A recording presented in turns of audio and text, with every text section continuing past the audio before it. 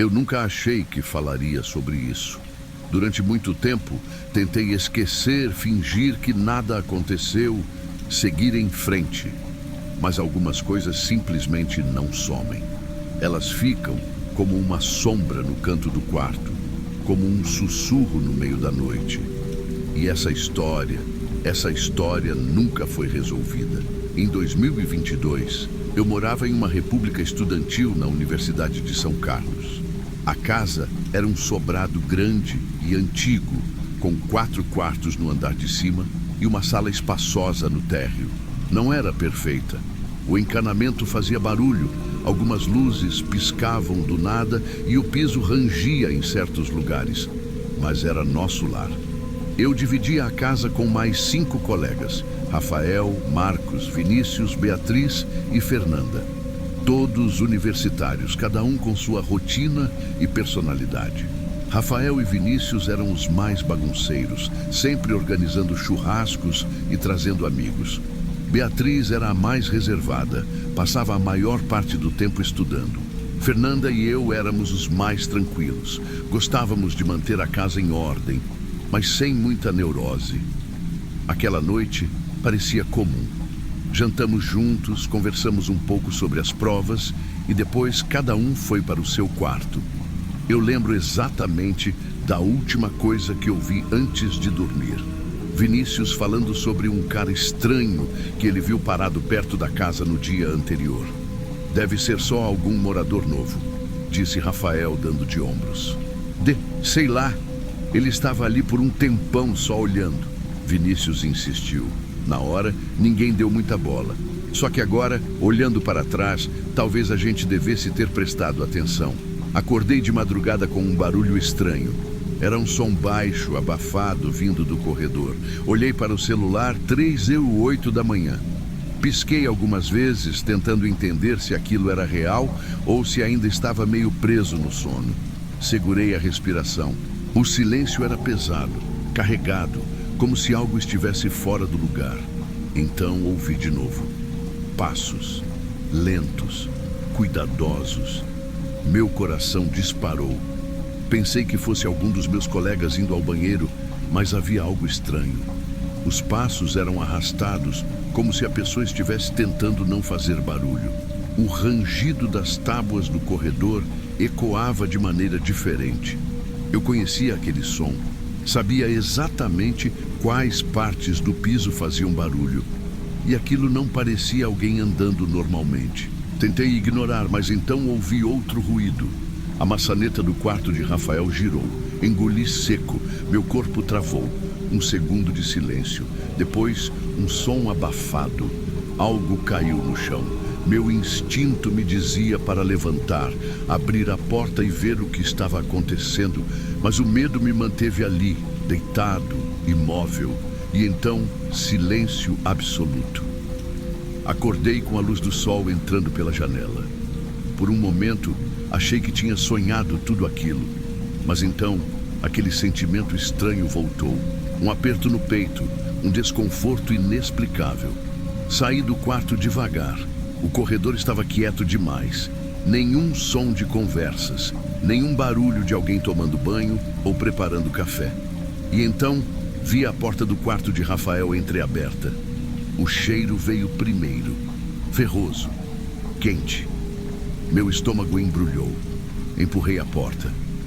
O corpo de Rafael estava sobre a cama, o rosto virado para o teto, os olhos arregalados. Meu cérebro demorou para entender o que estava acontecendo.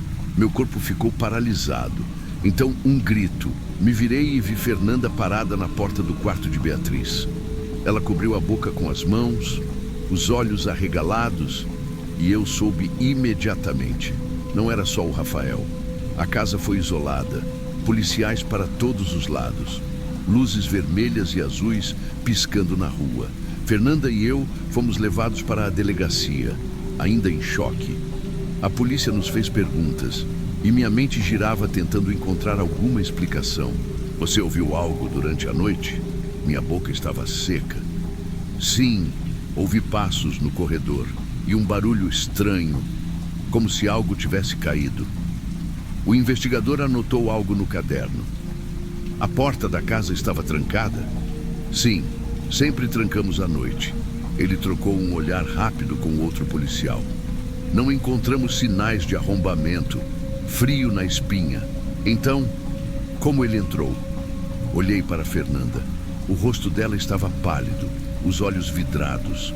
Eu sabia que ela estava pensando a mesma coisa que eu. O assassino já estava dentro da casa.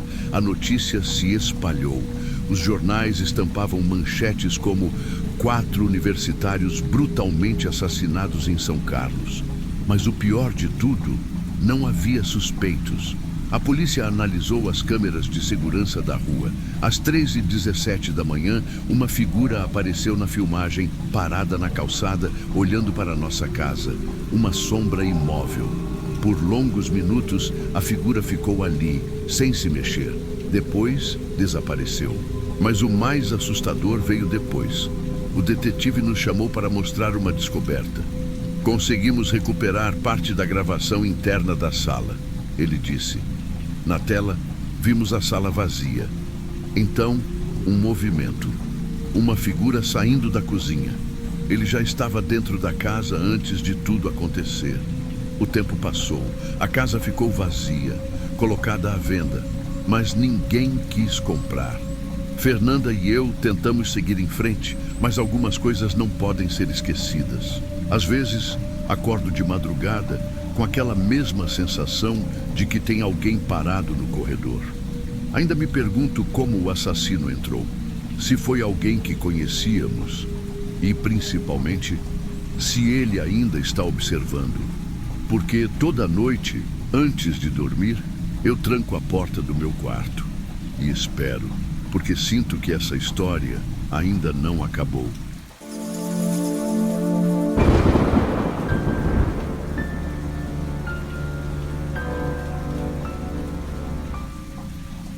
Eu já ouvi muitas histórias perturbadoras ao longo dos anos, mas essa mexeu comigo de um jeito que poucas conseguiram. Era para ser só uma casa comum, uma dessas repúblicas universitárias que aparecem em cidades cheias de estudantes. Um lugar barato, prático, onde jovens dividem o aluguel enquanto tentam dar um jeito na vida. Mas a verdade é que, para alguns, essa casa se tornou o fim da linha. Quem morava lá nunca desconfiou de nada. Marina Campos, a dona da casa, era uma mulher de 27 anos, simpática, sempre com um sorriso no rosto. Ela tinha uma energia acolhedora, do tipo que fazia os novos moradores se sentirem em casa logo de cara. Se alguém precisava de ajuda com dinheiro, documentos ou até conselhos sobre a faculdade, Marina estava lá. Com o tempo, a República ficou conhecida entre os estudantes como um ótimo lugar para morar. Os quartos eram simples, mas confortáveis, e Marina sempre mantinha tudo organizado. Ela gostava de receber novos inquilinos e, estranhamente, sempre parecia ter um quarto vago. Mas havia algo errado naquela casa, algo que ninguém percebeu até ser tarde demais. A primeira coisa estranha que alguns moradores notaram era o cheiro. Não era forte o tempo todo, mas em algumas noites uma brisa carregava um odor desagradável pelo quintal. Marina sempre tinha uma explicação. Esgoto entupido, lixo acumulado, coisas que ninguém questionaria muito. Outro detalhe esquisito era a forma como os moradores simplesmente desapareciam. Faculdades são cheias de gente indo e vindo, então ninguém achava estranho quando alguém decidia sair. Às vezes, um estudante comentava que estava de mudança, e no dia seguinte, Marina dizia que ele já tinha ido, simples assim. A parte realmente bizarra, os quartos vagos nunca ficavam vazios por muito tempo. Em questão de dias, um novo estudante aparecia, e Marina tratava tudo com a mesma naturalidade de sempre. Mas um dos moradores, Arthur, começou a perceber algo estranho. Ele era observador e começou a se perguntar por que ninguém nunca voltava para pegar algo que esqueceu. Quem já se mudou sabe que sempre deixamos algo para trás. Um livro, uma camiseta, qualquer coisa. Mas os antigos moradores simplesmente evaporavam, como se nunca tivessem existido. Arthur ficou inquieto e foi aí que começou a fazer perguntas demais. Arthur não era do tipo que aceitava respostas simples. Ele queria entender por que tanta gente saía sem avisar ninguém, sem dar notícias, sem ao menos um tchau para os colegas de casa. Então, começou a prestar atenção nos detalhes. Ele percebeu que, sempre que alguém ia embora, Marina tomava a iniciativa de limpar o quarto no mesmo dia. Antes que qualquer outro morador pudesse entrar, ela já tinha recolhido tudo. Documentos, roupas, objetos pessoais, tudo desaparecia. Certo dia, ele a viu jogando um saco grande e pesado no lixo. Achou estranho, mas poderia ser apenas entulho. Ou pelo menos era isso que ele queria acreditar. A dúvida não saía de sua cabeça. Arthur começou a perguntar para Marina sobre os antigos moradores, com quem ela mantinha contato, se sabia para onde tinham ido. Ela respondia com paciência, mas sempre com um tom ensaiado, como se tivesse contado a mesma história várias vezes. Ele decidiu ir mais longe. Pesquisou alguns nomes de antigos inquilinos no Facebook, no Instagram, e nada. Nenhuma postagem nova, nenhum sinal de vida. Apenas perfis parados no tempo. Naquela noite, Arthur fez algo que selaria seu destino. Ele comentou com um dos colegas de casa que achava tudo aquilo muito estranho. Disse que talvez fosse o caso de ligar para a polícia só para checar. Infelizmente, Marina ouviu a conversa. No dia seguinte, Arthur desapareceu. Ele foi embora, assim, do nada? Perguntou Camila, outra moradora da casa, franzindo a testa. Marina sorriu, com aquela calma desconcertante que sempre tinha. Disse que estava de saco cheio da faculdade e resolveu ir embora. Nem quis se despedir. Os outros aceitaram a explicação sem questionar. Afinal, não era a primeira vez que isso acontecia. Mas Camila ficou com uma pulga atrás da orelha. Arthur não parecia o tipo de cara que sumiria assim, sem ao menos avisar alguém. Ela começou a prestar mais atenção em Marina. E foi assim que notou algo ainda mais sinistro. Havia um quarto na casa que sempre estava trancado. Nenhum dos moradores sabia o que havia lá dentro. Quando perguntavam, Marina apenas dizia que era um depósito cheio de coisas velhas e que não tinha nada de interessante lá. Mas Camila queria ver com os próprios olhos. Em uma tarde em que Marina saiu para resolver algo, ela aproveitou a oportunidade. Tentou girar a maçaneta, mas estava trancado. Então, com um grampo de cabelo, começou a forçar a fechadura. Depois de alguns minutos de insistência, a trava fez um leve clique e a porta se abriu. O que ela viu fez seu coração gelar. Havia pilhas de documentos e fotos de antigos moradores, junto com algumas roupas dobradas em sacolas plásticas. No fundo do cômodo, uma caixa continha vários cartões de identidade e carteirinhas estudantis. Era como se aquelas pessoas ainda morassem ali, mas sem seus corpos. Camila entendeu que algo muito errado estava acontecendo naquela casa. Mas ela não sabia que Marina já suspeitava dela também. Camila sentiu o coração disparar. O que ela havia acabado de encontrar não era normal. Não era algo que se esperava ver dentro de uma república estudantil. Ela tirou algumas fotos com o celular, tentando manter a calma. Queria sair dali sem levantar suspeitas. Fechou a porta com cuidado e voltou para o quarto como se nada tivesse acontecido. Mas a sensação de estar sendo observada não a deixava em paz. Naquela noite, Marina parecia diferente. Estava mais silenciosa, como se estivesse analisando cada morador da casa. Camila decidiu que precisava contar a alguém. Pegou o celular e mandou mensagem para uma amiga de confiança, explicando tudo. Mas antes que pudesse continuar digitando, um clique ecoou pela casa. A energia caiu. O ambiente mergulhou no mais absoluto escuro. O silêncio era opressor. Então, passos ecoaram no corredor, lentos, calculados. Camila prendeu a respiração. O som parou bem na frente da porta do seu quarto. Ela não se moveu, apenas esperou. E então Marina sussurrou do lado de fora: Você andou mexendo onde não devia. Camila sabia que, se ficasse ali, não sairia viva. Sem pensar duas vezes, destrancou a janela e se jogou para o lado de fora. Caiu no quintal, sentindo a grama úmida sob suas mãos. Ouviu um barulho atrás de si. Marina estava abrindo a porta do quarto. Camila correu sem olhar para trás. A escuridão da noite a envolvia, mas ela não podia parar. Se tropeçasse, se hesitasse, sabia que nunca mais veriam seu rosto em lugar nenhum. Chegou à rua e continuou correndo até encontrar um táxi parado na esquina. Se jogou para dentro do carro, trancando as portas. "Moço, me tira daqui!" O motorista, assustado, acelerou sem fazer perguntas. Dentro da casa, Marina ficou parada no quintal, apenas observando. Seus olhos não mostravam medo, apenas algo frio, sem vida. Ela sabia que Camila não ficaria em silêncio, mas não parecia preocupada com isso. Afinal, quem acreditaria nela? Camila não dormiu naquela noite. Cada sombra que passava pela janela do apartamento onde se refugiou parecia ter o rosto de Marina. Na manhã seguinte, sem hesitar, foi até a delegacia. Ela contou tudo: os desaparecimentos, o cheiro estranho no quintal, os documentos no quarto trancado.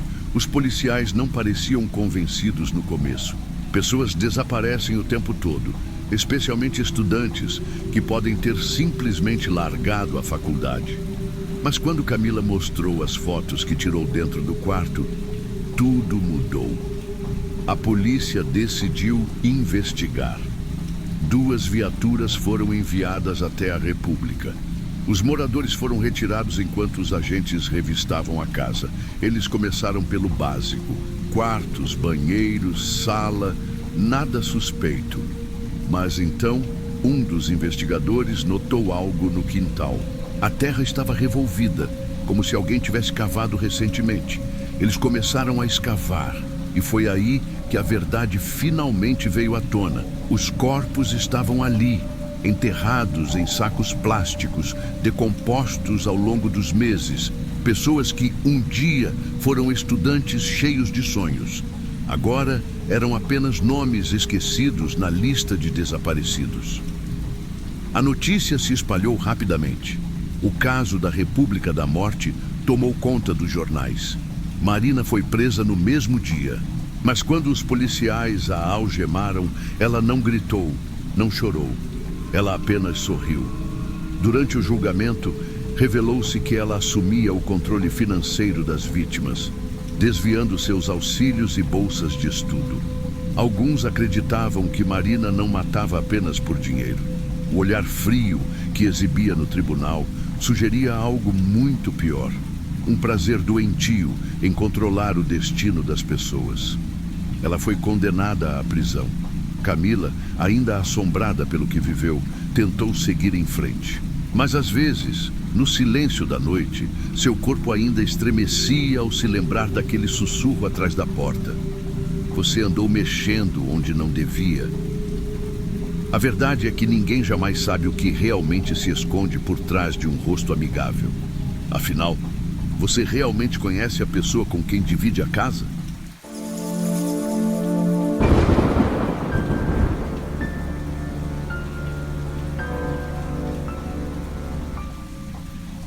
Mudar de apartamento nunca foi algo que me preocupasse. Sempre achei que, enquanto tivesse um teto sobre a cabeça e um mínimo de privacidade, qualquer lugar serviria. Mas depois daquela experiência, aprendi que algumas portas não deveriam ser abertas e algumas pessoas jamais deveriam dividir um teto. Meu nome é Matheus e essa história aconteceu há pouco mais de um ano. Eu havia terminado um relacionamento complicado e precisava sair do apartamento onde morava com minha ex. Sem muito tempo para procurar algo, fui direto ao site de classificados. Foi lá que encontrei o anúncio: divido apartamento, ambiente tranquilo, vaga disponível para morador discreto. O preço era ótimo e a localização melhor ainda. Liguei na mesma hora e no fim do dia já estava visitando o lugar. Meu futuro colega de apartamento se chamava Flávio. Ele era um cineasta, do tipo reservado, daqueles que não fazem muitas perguntas e também não gostam de respondê-las. Seu quarto estava fechado quando cheguei, e ele nem se deu ao trabalho de me mostrar. Mas, no geral, o apartamento era bem organizado e silencioso. A parte que mais me atraiu foi a rotina de Flávio. Ele dormia durante o dia e trabalhava à noite, o que significava que, na maior parte do tempo, eu teria o lugar só para mim. Fechamos o acordo ali mesmo. Achei que estava fazendo um ótimo negócio. Eu só não sabia que, ao cruzar aquela porta, estava entrando num território que não me pertencia. Nos primeiros dias, tudo correu bem. Flávio quase não falava comigo, e eu o via saindo apenas ao anoitecer, sempre vestindo roupas escuras e carregando sua câmera. Uma noite, enquanto preparava algo para comer, senti um cheiro estranho vindo do corredor. Era um odor forte, algo entre ferro e carne queimada. Pensei em perguntar a Flávio sobre aquilo, mas desisti. Não queria parecer o colega de quarto inconveniente logo na primeira semana. Dias depois, algo ainda mais esquisito aconteceu. Eu estava assistindo a um filme na sala quando Flávio apareceu na porta do meu quarto e disse: "Preciso do apartamento para uma filmagem especial hoje à noite. Você pode ficar no seu quarto até eu terminar?" "Filmagem de quê?" perguntei curioso. Ele sorriu de canto. "Projeto experimental. É importante que ninguém interrompa." A forma como ele falou me deixou desconfortável, mas aceitei. Eu não queria problemas. Fechei a porta do meu quarto e tentei dormir. Mas por volta das 3 da manhã, acordei com um barulho vindo da sala. Vozes, sussurros, muitas pessoas murmurando ao mesmo tempo. Coloquei o ouvido na porta e ouvi o som abafado de soluços. Em seguida, uma mulher começou a chorar baixinho. Meus pelos se arrepiaram. O choro foi crescendo, se tornando um lamento desesperado, até que virou um grito estridente. De repente, a sala foi tomada por um coro grave, entoando palavras que eu não compreendia. Mas entre todas, uma frase ficou clara: "Salve Satanás." Meu sangue gelou. Coloquei os fones de ouvido e aumentei o volume no máximo, mas nada silenciava os gritos. Eu não sabia o que estava acontecendo do outro lado daquela porta e, sinceramente, não queria saber. Na manhã seguinte, saí do quarto como se nada tivesse acontecido, tentando encontrar algum vestígio daquilo que ouvi. Mas a sala estava exatamente como antes. Nenhuma vela, nenhum símbolo, nada fora do lugar. E Flávio apenas sorriu ao me ver e disse: "Dormiu bem? Eu deveria ter ido embora naquela mesma manhã." Algo dentro de mim gritava que aquele lugar não era seguro, que Flávio escondia segredos que eu não deveria descobrir. Mas eu ignorei esse instinto. No fundo, tentei racionalizar. Talvez fosse só um projeto estranho de cinema. Talvez fossem apenas atores exagerando nos gritos. A verdade? Eu não queria complicações. Tudo o que eu precisava era de um lugar para ficar e um pouco de paz depois do fim do meu relacionamento. Mas a paz durou pouco. Algumas noites depois, Flávio fez o mesmo pedido. Outra filmagem especial. Outro alerta para eu não sair do quarto. Dessa vez, eu disse não. "Hoje não vai dar. Vou dormir na casa de um amigo." Flávio me encarou por alguns segundos, sem demonstrar nenhuma emoção. Então, sorriu. "Sem problemas. Mas deixa a chave comigo. Vou precisar entrar mais tarde." Algo no tom dele me incomodou, mas entreguei a chave e saí. No caminho, tentei esquecer tudo aquilo. Me distraí conversando com amigos, joguei videogame, mas uma sensação incômoda não me deixava em paz. Era como se, de alguma forma, eu ainda estivesse preso naquele apartamento. E então cometi meu maior erro. Lembrei que havia esquecido o carregador do notebook e resolvi passar rapidamente lá para buscar. Só que, ao abrir a porta, percebi que eu não deveria ter voltado. A sala não era mais a mesma. O chão e as paredes estavam cobertos por folhas plásticas transparentes. Símbolos estranhos haviam sido desenhados em vermelho no piso. No centro, um grande círculo ritualístico cercado por velas negras. Meu coração disparou. Antes que eu pudesse me virar e correr dali, ouvi passos. 2 homens mascarados surgiram das sombras e me agarraram. Lutei, me debati, mas eles eram fortes demais. Me jogaram no chão com brutalidade e seguraram meus braços. Foi então que Flávio apareceu. Ele não usava mais suas roupas comuns. Agora vestia um manto negro com um pentagrama bordado no peito. Mas o que realmente me assustou foi seu rosto. O homem reservado, quase indiferente, agora sorria. Um sorriso que não pertencia a alguém normal. "Eu avisei para você não voltar hoje", disse ele, em um tom calmo, quase decepcionado. Minha respiração estava acelerada. Eu tentava entender o que estava acontecendo, mas meu cérebro parecia paralisado. O que é isso?" Consegui balbuciar. Flávio se ajoelhou ao meu lado e tocou meu ombro, como se estivesse explicando algo óbvio. "Você tem ideia do que quase arruinou? Esta noite era especial. Os homens mascarados apertaram minha pele com mais força. Meus olhos se moveram rapidamente pelo ambiente, tentando encontrar uma saída. Foi então que Flávio pronunciou as palavras que me fizeram congelar. Uma oferenda estava prestes a ser feita. Meu estômago revirou. Eles iam matar alguém. Ou pior, eles iam me matar. Tentei me debater, mas um dos homens puxou uma faca de lâmina longa e a encostou no meu pescoço. Eu sabia que ia morrer. Mas então, algo inesperado aconteceu. Flávio suspirou, como se estivesse considerando algo. Ele olhou para os homens e, com um simples gesto de mão, ordenou que me soltassem. "Você teve sorte", disse ele, sua voz voltando ao tom indiferente. "Mas não cometa esse erro de novo." Eu não esperei um segundo a mais. Levantei-me tão rápido que quase tropecei e corri para fora, meu coração martelando no peito. A única coisa que ecoava na minha mente enquanto eu fugia era uma certeza aterrorizante. Se eu não tivesse voltado naquela noite, alguém teria sido morto. E talvez, uma hora ou outra, Flávio encontrasse um jeito de terminar o que começou. Meus passos ecoavam no corredor do prédio enquanto eu corria sem olhar para trás. O ar frio da madrugada queimava meus pulmões, mas eu não parava. Meu corpo inteiro tremia, o coração martelava no peito e minha mente tentava desesperadamente processar o que acabara de acontecer.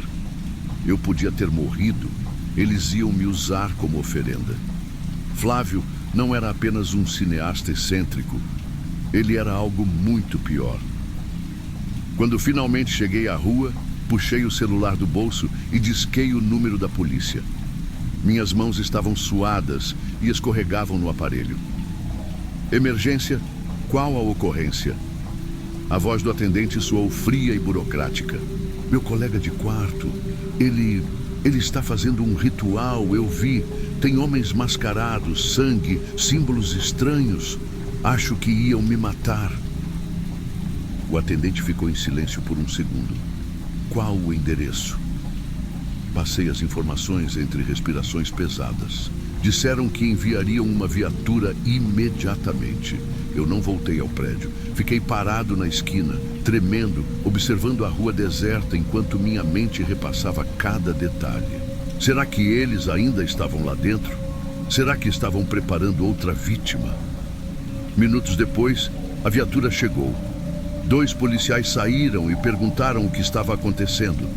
Contei tudo novamente, dessa vez com mais calma.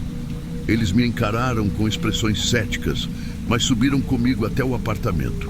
Flávio atendeu a porta com uma expressão sonolenta. Vestia um moletom cinza e parecia surpreso ao ver os policiais.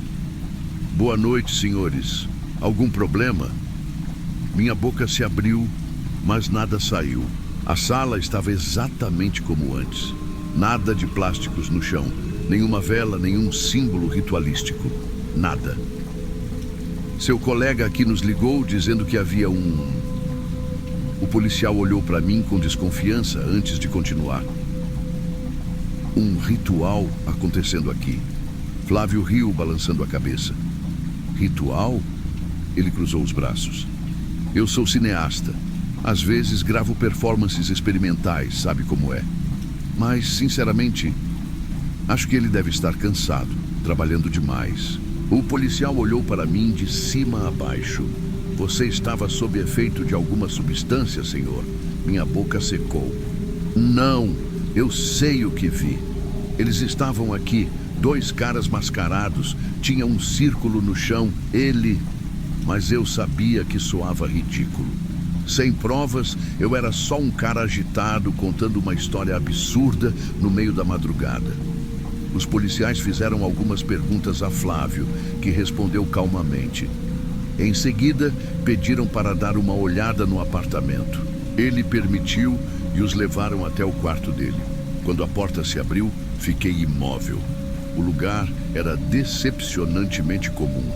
Câmeras, roteiros espalhados, tripés, apenas um quarto de cineasta.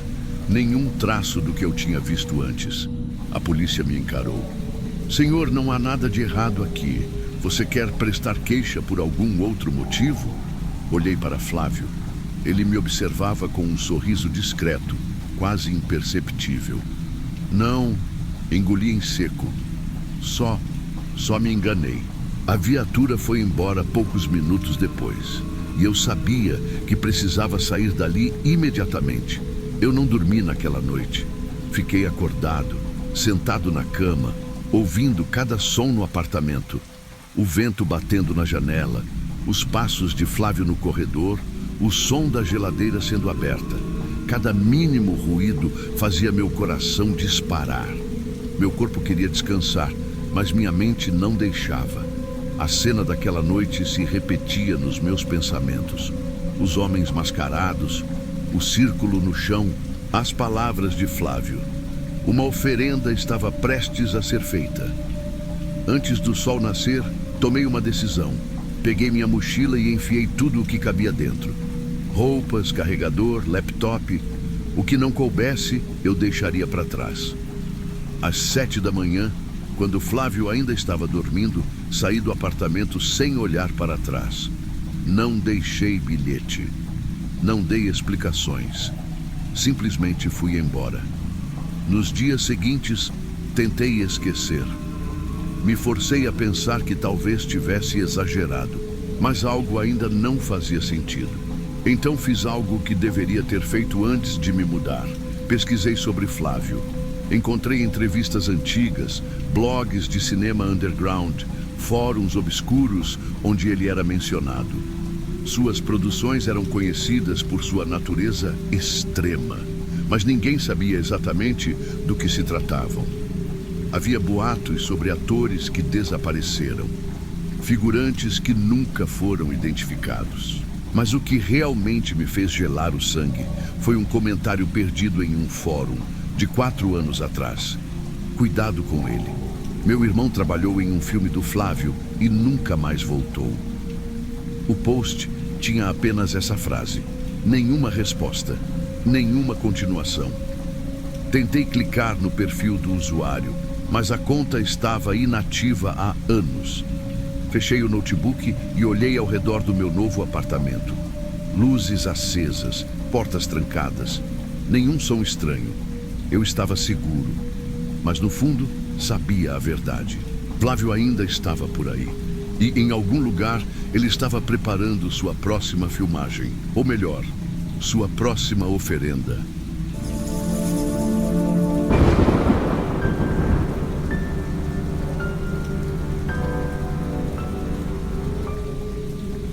Quando bati os olhos naquele anúncio de aluguel em um grupo de estudantes, senti um alívio. O apartamento era bem localizado, o valor cabia no meu bolso e, melhor ainda, eu não precisaria dividir com um monte de gente. Só teria uma colega de quarto, Carla. A primeira vez que conversamos, achei ela tranquila. Me recebeu com um sorriso discreto, mostrou o lugar e parecia alguém reservada, sem muitos exageros. E eu gostava disso. Sempre fui de valorizar meu espaço, e morar com alguém que não invadisse minha privacidade parecia um ótimo negócio. No primeiro mês, tudo fluiu bem. Nos falávamos pouco, mas trocávamos cortesias diárias. Ela sempre perguntava como foi meu dia, oferecia café quando eu acordava tarde e até me ajudou a carregar umas compras quando cheguei cheia de sacolas. Era gentil, talvez até demais. Comecei a notar isso quando percebi que Carla sabia mais sobre minha rotina do que eu imaginava. Comentava coisas que eu não lembrava de ter contado. "Ah, você sempre volta para casa às 19 horas, né?" Ela disse uma vez, do nada. Ou quando eu falava que ia sair e ela já sabia onde e com quem, sem eu ter dito. No começo, achei que era só boa memória. Depois, vi que era mais do que isso. Com o tempo, as coincidências se tornaram inquietantes.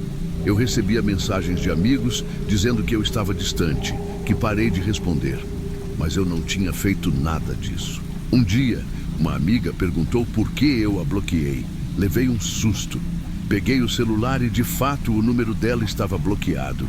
Mas eu não lembrava de ter feito isso. Comecei a reparar que Carla mexia no meu celular quando eu dormia. Ele estava sempre em outro lugar pela manhã. Então, uma noite, deixei ele debaixo do travesseiro antes de dormir. Acordei e ele não estava lá. Tentei me convencer de que era paranoia, mas o incômodo só crescia. Uma noite, enquanto jantava fora, percebi Carla num canto do restaurante. Ela nem disfarçou. Me olhava como se quisesse que eu soubesse que estava lá. O desconforto virou medo. Algo estava muito errado. Depois daquela noite no restaurante, minha percepção sobre Carla mudou completamente. O que antes parecia apenas uma colega de quarto discreta, agora era uma presença sufocante. Ela começou a fazer perguntas estranhas, sempre querendo saber onde eu ia, com quem e o que eu faria. Se eu tentava mudar de assunto, ela insistia. "Você tem saído muito ultimamente, né?" Disse uma vez, com um sorriso que não combinava com o tom de voz. Comecei a notar outras coisas. Algumas roupas minhas estavam fora do lugar. Um dia, cheguei do trabalho e vi minha gaveta de documentos aberta. Nada parecia faltar, mas eu tinha certeza de que não a deixei assim. As redes sociais ficaram ainda mais estranhas.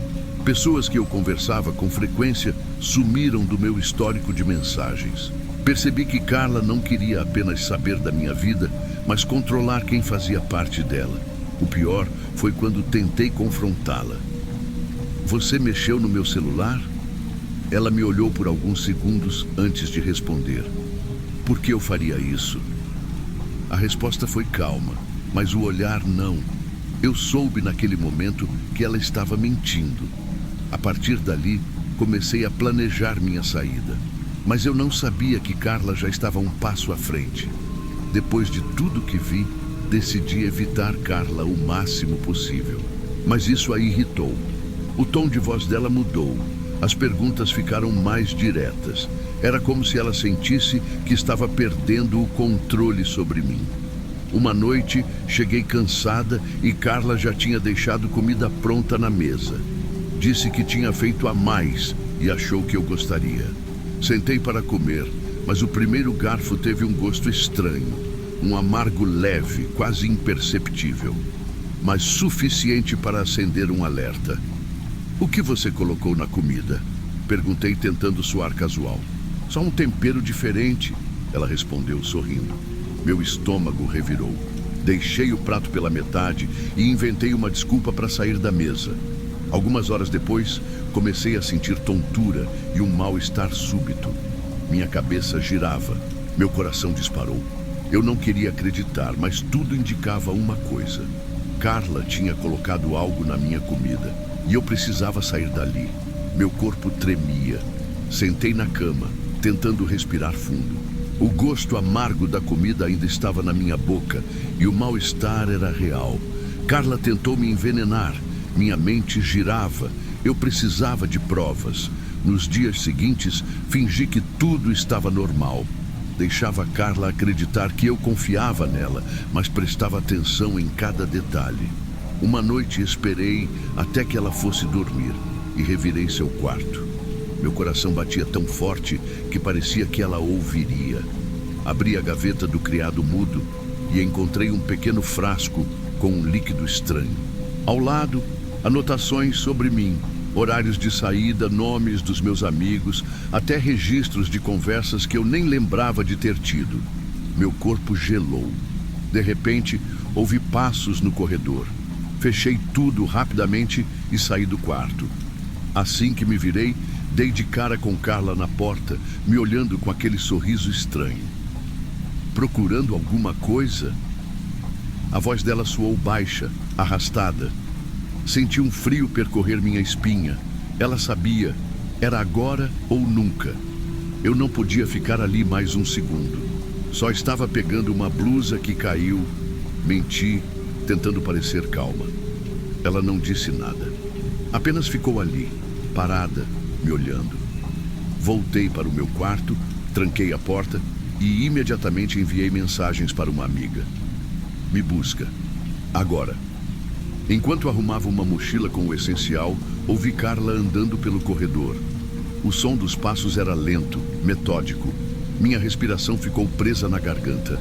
Quando ouvi minha amiga buzinando lá embaixo, saí do quarto e passei por Carla sem olhar para trás. Você vai voltar, né? Ela perguntou, mas eu só continuei andando. No dia seguinte, fui direto à polícia. Entreguei tudo. Os registros, as mensagens apagadas e até o frasco que peguei escondido. Descobri que Carla já tinha tido problemas antes, mas nunca havia sido denunciada. O caso foi investigado e eu nunca mais a vi. Até hoje, evito dividir apartamento. E se tem algo que aprendi, é que pessoas perigosas nem sempre gritam ou ameaçam. Algumas apenas sorriem e perguntam: você vai voltar, né?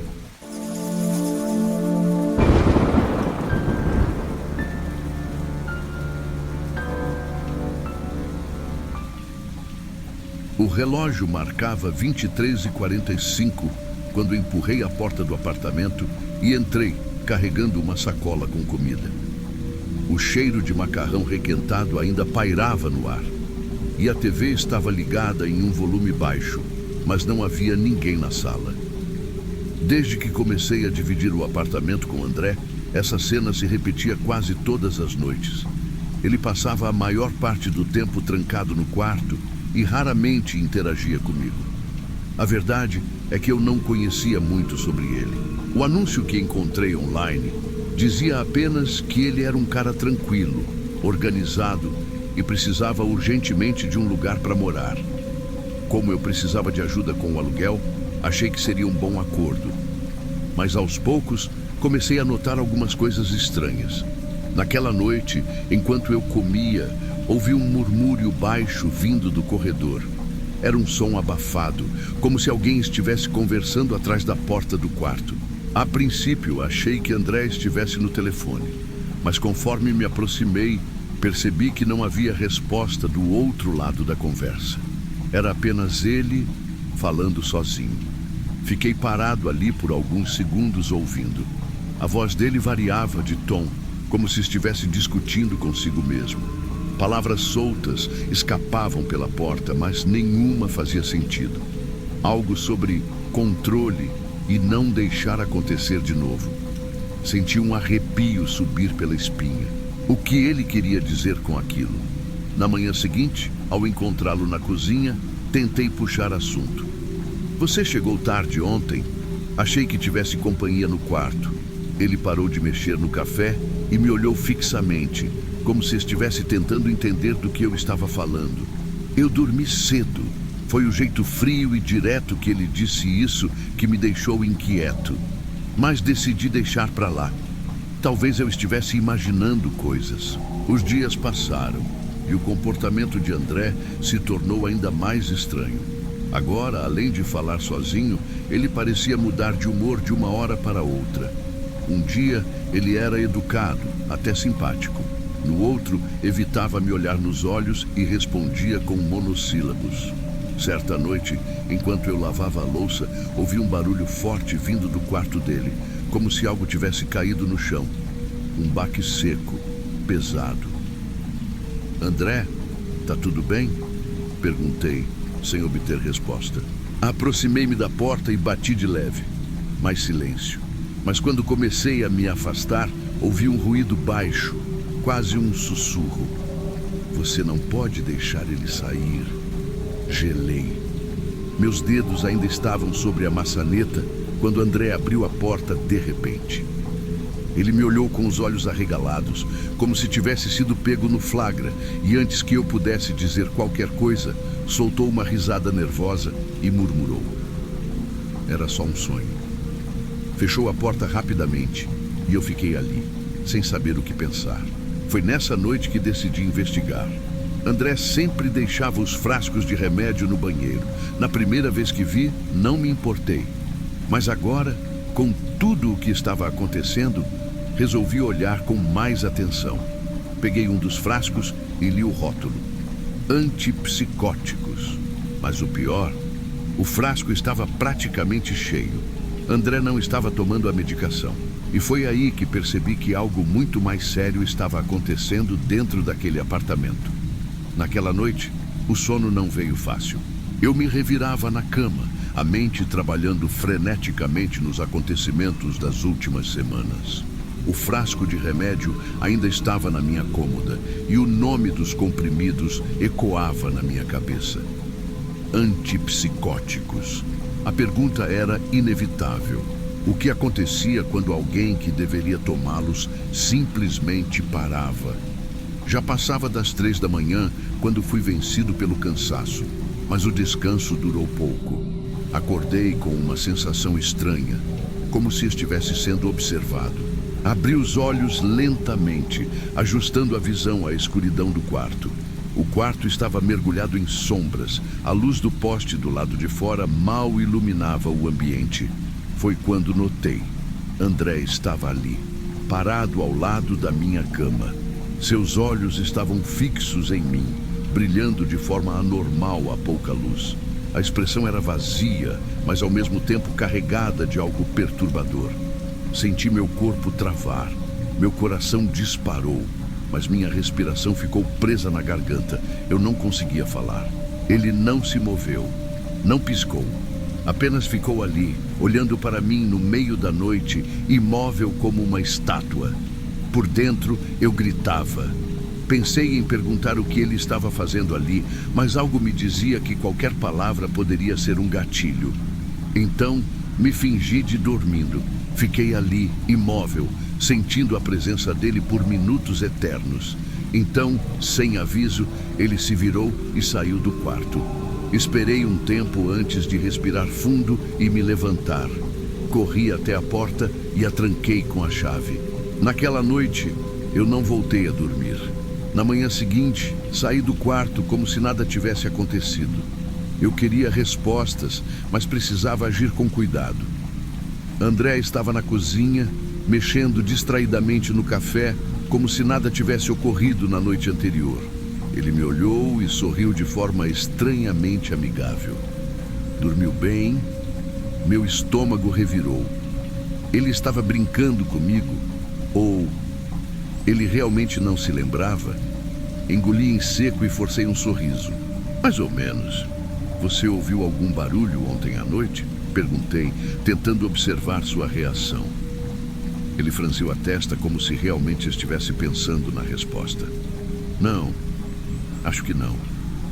Por quê? Meus olhos o analisaram. O jeito que ele falava, sua postura, parecia outra pessoa. Não era o André que me encarava no meio da noite. Nada não, respondi pegando meu café. Mas eu sabia que não poderia continuar ali por muito tempo. À tarde, quando André saiu para resolver algo na rua, fui até o quarto dele. A porta estava destrancada. Entrei rapidamente e comecei a olhar ao redor. O quarto era simples, mas algo chamou minha atenção. Um caderno cheio de anotações rabiscadas. Peguei o caderno e folheei as páginas. O que eu vi me fez perder o fôlego. Frases repetidas diversas vezes, escritas com uma caligrafia cada vez mais frenética e desordenada. Ele quer sair. Ele quer sair. Eu não posso deixar ele sair. Em outra página. Se eu dormir, ele acorda. Se eu dormir, ele acorda. As palavras eram perturbadoras, mas o que veio depois foi pior. Na última página, em letras grandes e tremidas, uma única frase: hoje à noite ele vai estar livre. Minhas mãos tremeram. O sol começava a se pôr e eu ainda estava preso dentro daquele apartamento. O sol já havia desaparecido quando André voltou para casa. Meu coração disparou assim que ouvi o som da chave girando na fechadura. Fechei o caderno rapidamente e o coloquei de volta onde estava. Eu precisava sair dali, mas como sem levantar suspeitas. André entrou na sala com um sorriso calmo, quase amigável. Mas eu sabia a verdade. Havia algo dentro dele que ele estava tentando conter. Algo que, segundo suas próprias palavras, estaria livre esta noite.